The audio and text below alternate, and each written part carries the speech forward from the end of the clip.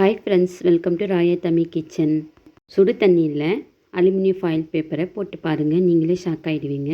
ஆமாம் ஃப்ரெண்ட்ஸ், சூப்பரான kitchen tips and cleaning டிப்ஸ்லாம் சொல்ல போகிறேன். இந்த டிப்ஸ் எல்லாம் பார்த்திங்கன்னா உங்களுக்கு ரொம்ப ரொம்ப யூஸ்ஃபுல்லாகவும் ரொம்ப இன்ட்ரெஸ்ட்டாகவும் இருக்கும். கண்டிப்பாக வீடியோவை ஸ்கிப் பண்ணாமல் கடைசி வரைக்கும் பாருங்கள். உங்கள் ஃபேமிலி ஃப்ரெண்ட்ஸ்க்கும் ஷேர் பண்ணுங்கள் ஃப்ரெண்ட்ஸ், அவங்களுக்கும் ரொம்ப ரொம்ப ஹெல்ப்ஃபுல்லாக இருக்கும். இந்த வீடியோ பிடிச்சிருந்ததுன்னா மறக்காமல் லைக் பண்ணுங்கள், சப்ஸ்கிரைப் பண்ணுங்கள். தொடர்ந்து சப்போர்ட் பண்ணிட்டு வர எல்லா ஃப்ரெண்ட்ஸ்க்குமே தேங்க்யூ. வாங்க வீடியோக்குள்ளே போகலாம்.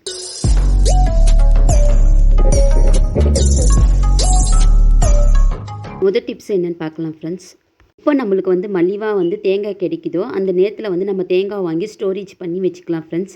தேங்காய் நீங்கள் ஸ்டோர் பண்ணி வைக்க போகிறீங்கன்னா அந்த தேங்காய் நீண்ட நாளைக்கு வைக்கவே முடியாது. அப்படி வச்சாலும் அதில் ஒரு மாதிரி எண்ணெய் பசுப்பு வாசனை வந்துடும், அது நல்லாவே இருக்காது. நான் சொல்கிற இந்த டிப்ஸை ஃபாலோ பண்ணி நீங்கள் ஸ்டோர் பண்ணி வச்சிங்கன்னா உங்களுக்கு எந்த ஒரு வாடையும் வராது. உங்களுக்கு சூப்பராக ஃப்ரெஷ்ஷாகவே தேங்காய் இருக்கும். எப்போ வேணாலும் நீங்கள் எடுத்து ஒரு மாதம் வரை வச்சு நீங்கள் யூஸ் பண்ணிக்கலாம். நான் ஒரு 2 தேங்காவை 4 மூடியை நல்லா துருவி எடுத்துக்கிட்டேன். எப்படி துருவுவங்கள தேங்காய் துருவல் கூட வச்சு நீங்கள் துருவிக்கங்க. கிழங்கு துருவுறதுலேயும் ஈஸியாக துருவிக்கிட்டேன். இப்போது இந்த தேங்காவில் கொஞ்சமாக உப்பு ஆட் பண்ணிக்கலாம். தேங்காய்க்கு தகுந்த மாதிரி உப்பு ஆட் பண்ணிக்கோங்க. உப்பு சேர்த்துட்டு நீங்கள் தேங்காய் நல்லா மிக்ஸ் பண்ணிக்கோங்க.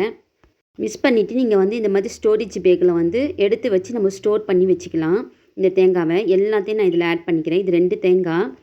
நீங்கள் உப்பு சேர்த்துருக்கதால நீங்கள் குழம்புக்கு எடுக்க பார்த்து கரெக்டாக உப்பும் ஆட் பண்ணிக்கோங்க நினைப்பா. இந்த மாதிரி ஸ்டோரேஜ் பேக்கில் வச்சுட்டு நம்ம ஃப்ரிட்ஜரில் வச்சு ஸ்டோர் பண்ணி எப்போ நம்ம குழம்பு செய்ய போகிறோமோ அந்த நேரத்தில் கொஞ்சமாக எடுத்துகிட்டு உங்களுக்கு எவ்வளோ தேவையோ எடுத்துகிட்டு நீங்கள் சுடு தண்ணி ஊற்றி நீங்கள் அரைச்சி பாருங்கள், சூப்பராக அரையும். தேங்காய் 1 மாதம் வரைக்கும் ஒன்றுமே ஆகாமல் அப்படி ஃப்ரெஷ்ஷாகவே இருக்கும். இந்த டிப்ஸை கண்டிப்பாக ட்ரை பண்ணி பாருங்கள், ரொம்ப யூஸ்ஃபுல்லாக இருக்கும். வாங்க நெக்ஸ்ட் ஒரு டிப்ஸ் போகலாம். இந்த டிப்ஸு என்னென்னு பார்க்கலாம் ஃப்ரெண்ட்ஸ். இந்த மாதிரி முட்டைத்தோலை நம்ம தூக்கி போடாமல் இந்த மாதிரி மக்கட்டையாக இருக்கிற கத்திரிக்கோலை வச்சு நம்ம வெட்டி நல்லா கட் பண்ணி பாருங்கள். நல்லா கட் பண்ணிவிட்டு நீங்கள் அதுக்கப்புறம் காய்கறி வெட்டவோ மீன் வெட்டுறதுக்கோ நீங்கள் இந்த கத்திரிக்கோலை யூஸ் பண்ணி பாருங்களேன், நல்லா ஷார்ப்பாக இருக்கும். நம்ம இந்த முட்டைத்தோலை வேஸ்ட்டுன்னு தான் தூக்கி போடுவோம். ஆனால் இந்த முட்டைத்தோலை நம்ம கத்திரிக்கோலை ஷார்ப்பாக்குறதுக்கு ரொம்ப ஹெல்ப்ஃபுல்லாக இருக்குது. நான் பாருங்கள் நல்லா கட் பண்ணிட்டேன். எனக்கு சுத்தமாக வெட்டாமல் இருந்தது இந்த கத்திரிக்கோல். இப்போ 5ஆக நான் முடக்கியிருக்கேன் இந்த பேப்பரை. ஆனால் எந்த அளவுக்கு நல்லா ஷார்ப்பாக வெட்டுது பாருங்கள். கண்டிப்பாக ரொம்ப யூஸ்ஃபுல்லாக இருக்கும், ட்ரை பண்ணுங்கள். அது மட்டும் இல்லை ஃப்ரெண்ட்ஸ், இந்த முட்டைத்தோலை தூக்கி போடாமல் நம்ம மிக்ஸி ஜாரியை ஷார்ப்பு பண்ணலாம். மிக்ஸி ஜார் பார்த்திங்கன்னா நம்மளுக்கு மக்கட்டி ஆகிடுச்சுன்னா நம்ம கரண்ட் பில்லும் வேஸ்ட் ஆகும். ஏன்னா தேங்காய் அரையவே அரையாது. அதனால் நீங்கள் என்ன பண்ணுறீங்கன்னா இந்த மாதிரி முட்டைத்தோலை தூக்கி போடாமல் எடுத்து வச்சு இந்த முட்டைத்தோலை மிக்ஸி ஜாரில் ஃபஸ்ட்டு பட்டு மாதிரி அரைச்சி எடுத்துக்கோங்க. முட்டைத்தோலை நல்லா பவுடர் பண்ணிக்கோங்க. அப்போ தான் மிக்ஸி ஜாரோட பில்லேடு நல்லா ஷார்ப்பாகும். நல்லா பவுடர் பண்ணி எடுத்துட்டேன் பாருங்கள். இந்த பவுடரை வேஸ்ட்டு பண்ண வேணாம். இந்த பவுடர் நம்ம க்ளீனிங்க்கு யூஸ் பண்ணிக்கலாம்.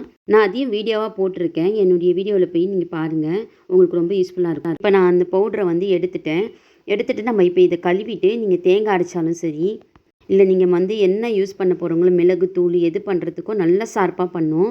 ரொம்ப ரொம்ப நல்ல எஃபெக்ட் கொடுக்கும். நம்ம மிக்ஸியோட ஜார் பிளேடு பார்த்திங்கன்னா நல்ல எஃபெக்ட் கொடுக்கும். இது நல்லா ஷார்ப்பாக இருந்தால் தான் நம்மளுக்கு சட்டுன்னு அரையும். அதனால் நம்மளுக்கு கரண்ட் பில்லும் மிச்சமாகும். நம்ம மிக்ஸியும் சூடாகாமல் இருக்கும். இந்த டிப்ஸு கண்டிப்பாக யூஸ்ஃபுல்லாக இருக்கும், ட்ரை பண்ணி பாருங்கள். அடுத்த டிப்ஸு என்னென்னு பார்க்கலாம் ஃப்ரெண்ட்ஸ். நம்ம கறி குழம்பு மீன் குழம்புக்கோ தேங்காய் யூஸ் பண்ணிவிட்டு இந்த மாதிரி மூடியில் தேங்காய் மீந்துடும். இந்த தேங்காயில் உப்பு தடவி அப்படியே வச்சா நல்லாயிருக்கும் அப்படின்னு சொல்லுவாங்க. ஆனால் அதுவும் தாங்க மாட்டேன்டுது. 1 நாள் 2 நாளில் எண்ணெய் பிசுப்பு மேலே கொள்ளுண்டு வந்துடுது. ஆனால் நான் செய்கிற இந்த மெத்தடில் ஸ்டோர் பண்ணி வச்சா இந்த தேங்காய் 1 வீக் ஆனாலும் ஒன்றுமே ஆக மாட்டேது. அது எப்படின்னு பார்த்தீங்கன்னா, இந்த மாதிரி தேங்காய் மீந்துருச்சுன்னா அந்த தேங்காய் இந்த மாதிரி பத்தையாக எடுத்துக்கோங்க. எவ்வளோ தேங்காய்னாலும் அந்த பத்தை போட்டு இந்த மாதிரி எடுத்துக்கோங்க. எடுத்துக்கிட்டு நம்ம பிளாஸ்டிக் ஸ்டோரேஜ் டப்பாவில் நல்லா ஈரமே இல்லாமல் துடைச்சிட்டு அந்த டப்பாக்குள்ளே போட்டுட்டு இதில் கொஞ்சமாக உப்பு போட்டு நல்லா குலுக்கிட்டு நீங்கள் மூடி வச்சிங்கன்னா 1 வீக் ஆனாலும் அந்த கொழப்பு தன்மையும் வராமல் தேங்காயும் கெட்டு போன வாடை வராமல் அப்படியே ஃப்ரெஷ்ஷாகவே இருக்குது. நான் நிறைய தடவை இதை ட்ரை பண்ணி பார்த்தேன். ரொம்ப ரொம்ப யூஸ்ஃபுல்லாக இருக்குது. காற்று போகாமல் மூடி வச்சாலே தேங்காய் அப்படியே ஃப்ரெஷ்ஷாகவே இருக்குது. கண்டிப்பாக நீங்கள் ட்ரை பண்ணுங்கள், உங்களுக்கு யூஸ்ஃபுல்லாக இருக்கும். வாங்க ஃப்ரெண்ட்ஸ் நெக்ஸ்ட் ஒரு டிப்ஸ் போகலாம். இந்த டிப்ஸு பார்த்திங்கன்னா இல்லத்தரசிங்களுக்கெல்லாம் ரொம்ப யூஸ்ஃபுல்லான ஒரு டிப்ஸு.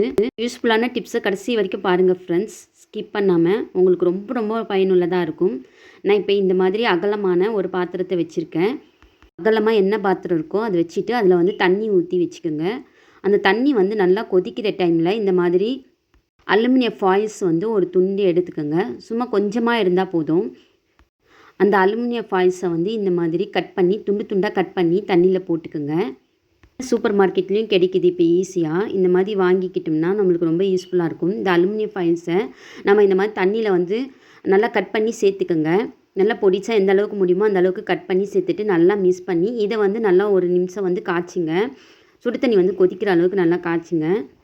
தண்ணி வந்து நல்லா கொதிக்க ஆரம்பிச்சிடுச்சு. இந்த நேரத்தில் கொஞ்சமாக வந்து நான் உப்பு சேர்த்துக்க போகிறேன். கொஞ்சமாக இதில் நான் உப்பு வந்து சேர்த்துட்டு இந்த அளவுக்கு சேர்த்தா போதும். சேர்த்துட்டு நல்லா வந்து அதையும் மிக்ஸ் பண்ணிக்கோங்க. மிக்ஸ் பண்ணிக்கிட்டு இது கூடவே நம்ம வந்து 1/2 டீஸ்பூன் அளவுக்கு சோடா உப்பு ஆட் பண்ணுறேன். இது வந்து சாதா க்ளீனிங்க்கு யூஸ் பண்ணக்கூடிய சோடா உப்பு, ஆப்பத்து உப்பு கூட சொல்லுவாங்க. அதுதான் நான் யூஸ் பண்ணுறேன். இதில் கொஞ்சமாக நீங்கள் பாத்திரத்துக்கு என்ன யூஸ் பண்ணுவீங்களோ, எந்த க்ளீனிங் லிக்விட் யூஸ் பண்ணுவீங்களோ அந்த லிக்விட் வந்து கொஞ்சமாக ஆட் பண்ணிக்கோங்க. நீங்கள் சபீனா பவுடர் யூஸ் பண்ணுவீங்கன்னா அதையும் போட்டுக்கிங்க. இல்லைன்னா கொஞ்சமாக ஒரு சோப்பு கட்டியை வெட்டியும் சேர்த்துக்கோங்க.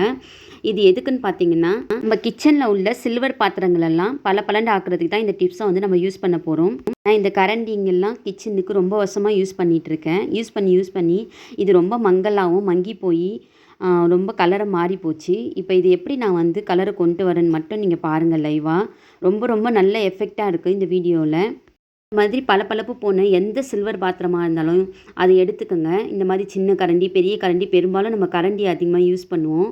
அதுங்கெல்லாம் பார்த்திங்கன்னா கொஞ்சம் நாள்லேயே மங்கி போய் அழகு இல்லாமல் போயிடுதுல. அந்த மாதிரி பொருளெல்லாம் வந்து நம்ம பளபளன்னு ஆக்கிறதுக்கு தான் இந்த டிப்ஸ் வந்து யூஸ் பண்ண போகிறோம். இந்த மாதிரி இந்த சுடு தண்ணியில் நீங்கள் எல்லா கரண்டியும், சில்வர் பாத்திரம் எல்லாத்தையும் வந்து போட்டுட்டு அந்த சூட்டுலேயே இதை வந்து கொஞ்சம் நேரம் விட்டுடுங்க. அதுக்கப்புறம் நான் உங்களுக்கு கழுவி காட்டுறேன் பாருங்கள். எந்த அளவுக்கு பளபளன்னு மின்னுது பாருங்கள். நம்ம கிச்சன் உள்ள பாத்திரங்கள் மின்னாலே நம்ம கிச்சன் வந்து அழகாக இருக்கும். இந்த பாத்திரங்கள் வந்து பழசாக தெரிகிறதாலேயும் நம்ம கிச்சன் பழசாக இருக்கும். நம்ம என்னத்தை க்ளீன் பண்ணி வச்சாலும் பாத்திரம் வந்து பளபளன்னு இருந்தாலே நம்ம கிச்சன் வந்து அழகாக இருக்கும். அதனால் இந்த டிப்ஸை வந்து ட்ரை பண்ணி பாருங்கள். இது 6 மாதத்துக்கு ஒரு தடவை செஞ்சுக்கிட்டால் போதும். நம்ம பாத்திரம், சில்வர் பாத்திரம் எதாக இருந்தாலும் அழகாகிடும். என்கிட்ட இருந்த எல்லா கரண்டியும் உள்ளே போட்டு நல்லா சூடு ஆறுற வரைக்கும் விட்டுருக்கேன். இப்போ சூடு ஆறிடுச்சு. இப்போ நான் இன்னும் கொஞ்சம் தண்ணி சேர்த்து என்கிட்ட இருக்கிற சில்வர் பிளேட்டு, டம்ளரு, கத்தி எல்லாத்தையும் உள்ளே போட்டு ஊற விடுறோம். தண்ணி நம்ம வந்து ஒரு 10 மினிட்ஸ் ஊற வச்சுட்டு அதுக்கப்புறம் நம்ம வந்து நார்மல் தண்ணியில் நல்லா கழுவி எடுத்துக்க வேண்டியது தான். இந்த மாதிரி நீங்கள் செஞ்சீங்கன்னா உங்களுடைய பாத்திரம் எல்லாம் பளபளன்னு மின்னும். சில்வர் பாத்திரங்கள் அத்தனையும் இன்றைக்கி வாங்கினா போல் சூப்பராக மின்னும். இதை ட்ரை பண்ணி பாருங்கள் இந்த டிப்ஸை. நான் சோப்பு போட்டு கூட தேய்க்கல. நார்மலாக அதே சோப்பு தண்ணியே நான் தேய்க்கிறேன். அந்த தண்ணியில் நம்ம வந்து கொஞ்சமாக தான் சோப்பு போடுறோம். அந்த சோப்பையும் வச்சு நம்ம தேய்க்கிறோம். நம்மளுக்கு சோப்பை வந்து ரொம்ப கம்மியாக தான் யூஸ் ஆகுது. ஆனால் இந்த தண்ணிலேயே நம்மளுக்கு சூப்பராக நல்ல எஃபெக்ட்டும் கிடைச்சிடுது. இதில் வந்து உப்பு, சோடா உப்பு, அதுவும் இல்லாமல் அலுமினியம் ஃபாயில்ஸையும் போட்டு நம்ம காய்ச்சி செய்கிறதால நல்ல ஒரு எஃபெக்ட் கிடைக்குது. இதுக்கப்புறம் நீங்கள் நல்ல தண்ணியில் கழுவி எடுத்துக்கிட்டாலே போதும். நம்மளுக்கு எந்த ஒரு ப்ராப்ளமும் வராது. இந்த தண்ணியை வச்சு நீங்கள் சில்வர் பாத்திரம் எல்லாத்தையும் கழுவி எடுத்துக்கோங்க. நம்ம பெரும்பாலும் டீ இருக்கிறதுக்கு சில்வர் கோப்பை, கப்பு எல்லாம் யூஸ் பண்ணுவோம். அதையும் நீங்கள் இந்த தண்ணியில் வச்சு கழுவி பாருங்கள். நல்ல ஒரு எஃபெக்டாக இருக்கும். யூஸ்ஃபுல்லான வீடியோ வந்து கண்டிப்பாக உங்கள் ஃபேமிலி ஃப்ரெண்ட்ஸ்க்கும் ஷேர் பண்ணுங்கள். அவங்களுக்கும் ரொம்ப பயனுள்ளதாக இருக்கும். மறக்காமல் சப்ஸ்கிரைப் பண்ணுங்கள் ஃப்ரெண்ட்ஸ். உங்களுக்கு இந்த மாதிரி யூஸ்ஃபுல்லான வீடியோலாம் தொடர்ந்து கிடைக்கும். வாங்க ஃப்ரெண்ட்ஸ், நெக்ஸ்ட்டு ஒரு டிப்ஸ் என்னென்னு பார்க்கலாம். வாங்க. புதினா, கொத்தமல்லி கொஞ்சம் கூட வீணாகாமல் எடுக்கிறதுக்காக வேண்டி சூப்பரான டிப்ஸ் இது. புதினா, கொத்தமல்லியை வந்து மாத கணக்கில் எப்படி வந்து நம்ம ஸ்டோர் பண்ணி வைக்கலான்னு தான் இந்த டிப்ஸில் பார்க்க போகிறோம். நான் ஸ்டோர் பண்ணுற மாதிரி நீங்களும் ஸ்டோர் பண்ணி வச்சிங்கன்னா 1 மாதத்துக்கு கொத்தமல்லியும் புதினாவும் உங்களுக்கு வீணாகாமல் கருகாமல் இருக்கும். அது எப்படின்னு பாருங்கள். இந்த மாதிரி ஏதாச்சும் ஒரு டப்பா எடுத்துக்கோங்க. பொத்தை இல்லாமல் இருக்கணும் அந்த டப்பா கீழே. அது எந்த டப்பா இருந்தாலும் பரவாயில்ல. உங்களுக்கு யூஸ் இல்லாத பிளாஸ்டிக் டப்பாவாக எடுத்துக்கோங்க. டப்பாவை எடுத்துக்கிட்டு கொஞ்சமாக அதில் நார்மல் கோல்டு வாட்டர் எடுத்துக்கோங்க. நம்ம நார்மலாக கோல்டு வாட்டரு கொஞ்சமாக எடுத்துக்கணும். அதில் வந்து நம்ம புதினாவை எல்லாத்தையும் உள்ளே வச்சிடலாம். நான் இப்போ வச்ச மாதிரி நீங்களும் வச்சுடுங்க. உங்களுக்கு எவ்வளோ புதினா வேணும்னு வச்சுக்கோங்க. இந்த புதினாவை 10 நாளுக்கு அப்புறம் எப்படி இருக்குதுன்னு உங்களுக்கு லைவாகவே காட்டுறேன் பாருங்கள். 10 நாளைக்கு அப்புறம் நான் இப்போ எடுத்த வீடியோ இது. எப்படி இருக்குது பாருங்கள். புதினா அப்படியே ஃப்ரெஷ்ஷாகவே வாசனையாகவே அப்படியே இருக்குது. ஒன்றுமே ஆகலை. தண்ணி கூட கொஞ்சம் கூட நிறம் மாறலை. ஏன்னா நான் தண்ணியும் மாற்றலை. நான் அப்படியே கொஞ்சமாக தண்ணி வச்சு அதில் வச்சுருந்தேன். ரொம்ப முழுக விட்டுறக்கூடாது. இப்போ பாருங்கள், புதினா ஒன்றுமே ஆகலை. அப்படியே ஃப்ரெஷ்ஷாகவே இருந்தது. கிச்சன்லேயும் நல்ல மனமாக இருந்தது. இப்படி 10 நாள் நான் வச்சு பார்த்ததில் எனக்கு ஒரு விஷயம் வந்து புரியுது. நல்ல மொத்தமான கிலோ உள்ள புதினா வச்சதில் வந்து கொஞ்சமே அந்த புதினா வாடவே இல்லை. வாசனையும் அப்படியே இருந்தது. இந்த பிஞ்சி புதினாவை நான் கூட கொஞ்சம் வச்சேன். அது வந்து வாடியும் போயிடுச்சு, உதிர்ந்தும் போயிடுச்சு பாருங்கள். இந்த மாதிரி புதினா வாங்கிட்டு வந்து ஃப்ரிட்ஜிலலாம் வைக்கிறதோட இந்த மாதிரி தண்ணியில் போட்டு நீங்கள் வெளியிலேயே வச்சுக்கோங்க. எத்தனை நாள் ஆனாலும் அப்படியே ஃப்ரெஷ்ஷாகவே இருக்கும். இந்த டிப்ஸையும் ட்ரை பண்ணுங்கள் ஃப்ரெண்ட்ஸ். உங்களுக்கு ரொம்ப யூஸ்ஃபுல்லாக இருக்கும். வாங்க நெக்ஸ்ட் ஒரு டிப்ஸ் பார்க்கலாம். டிப்ஸு நம்ம கிச்சனுக்கு தேவையான ஒரு டிப்ஸு. நம்ம வந்து மாத கணக்குக்கு பருப்போ தாலோ வாங்கி ஸ்டோர் பண்ணி வைக்க போகிறோம் அப்படின்னு பார்த்தீங்கன்னா, இந்த பருப்பு தால் வந்து கொஞ்சம் ஈரப்பட்டாலே நம்மளுக்கு புழு கட்டிக்கும். அது இல்லாமல் வண்டெல்லாம் வர ஆரம்பிச்சிடும்.